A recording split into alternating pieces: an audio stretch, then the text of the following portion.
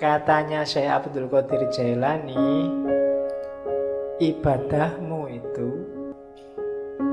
hatinya, jiwanya harus bersih. Sholatmu itu akan banyak manfaatnya kalau hatimu jernih, memantulkan mau dan maksudnya sholat yang sejati. Kenapa selama ini ibadah kita rasanya kok formalitas, tidak ngefek sama sekali dengan kehidupan kita? Karena kita ada dalam kegelapan. Orang yang gelap itu kan tidak kelihatan apa-apa. Sejatinya yang dia lakukan dia tidak paham, hakikat yang dia pahami, yang dia jalani juga dia tidak ngerti. Kenapa begitu? Karena hatinya gelap.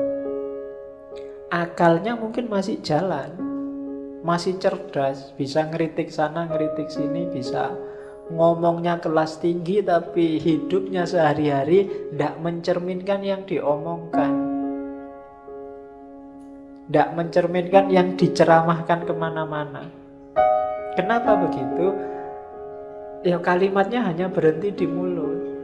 Hidupnya sendiri bukan cerminan itu. Kenapa kok hidupnya tidak jadi cerminan? Karena hatinya gelap.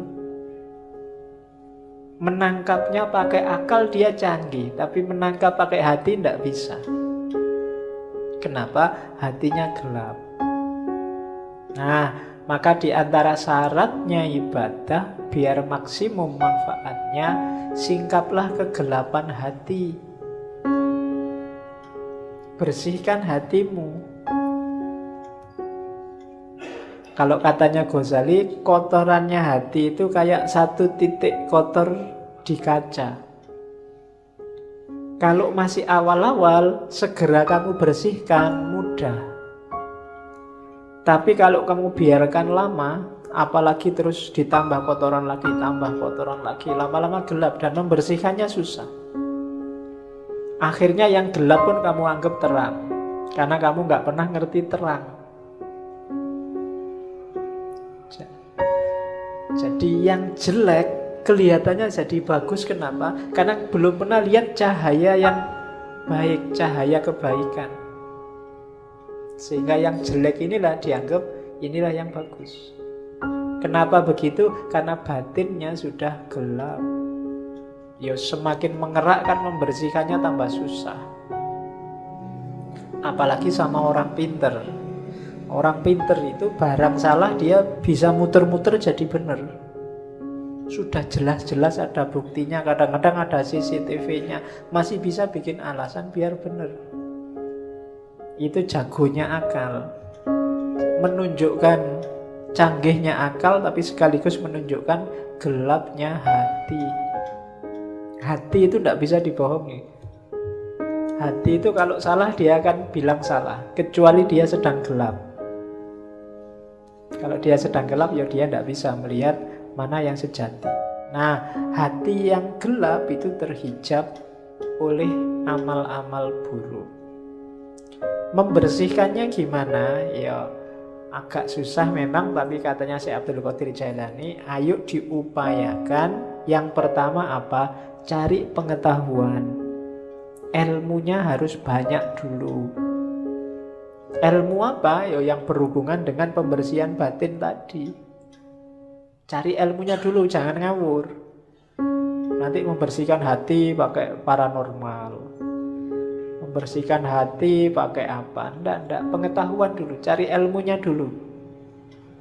Kalau sudah dapat ilmu, diamalkan ilmunya dengan usaha, dengan keberanian. Tidak ada gunanya ilmunya numpuk, ngaji sampai sesi 140 sekian, tapi tidak ada satupun yang diamalkan. Hidupmu tidak naik-naik kualitasnya. Ada pengetahuan, amalkan. Setelah itu, gunakan ilmumu untuk menaklukkan egomu. Tadi, menaklukkan dirimu. Dirimu harus ada di bawah kendali hati yang jernih, yang bercahaya. akalmu jadikan pendukungnya. Akal ini bisa dibawa ke utara, bisa dibawa ke selatan. Akal ini pasukan yang paling kuat. Kalau kamu pakai mendukung kebaikan, ya dia kuat. Kamu pakai mendukung kejahatan, dia kuat juga. Anggota DPR itu orang pinter-pinter semua. Dan akalnya bisa kompak untuk mendukung sesuatu yang jadi ya wis kelihatan keliru, tapi bisa dibikin argumen macam-macam seolah-olah benar. Itu akal. Sebentar lagi mungkin perang Korea sama Amerika. Banyak yang tidak setuju perang. Antara yang setuju perang dan yang tidak setuju perang punya argumen semua, masuk akal semua. Itu akal. Kemarin waktu pilkada Jakarta, yang pro Ahok pakai akalnya juga, yang anti Ahok pakai akalnya juga. Itu akal. Maka akal itu tergantung dia dibawa kemana.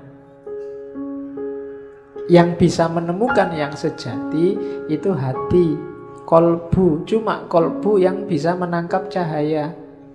Karena dia tidak mencari keluar, tapi memantulkan yang di dalam. Hanya saja syaratnya dia harus dalam kondisi jernih. Untuk menjernihkan prosesnya pengetahuan, kemudian diamalkan. Untuk selanjutnya kuasai dirimu biar nggak dikuasai oleh egomu.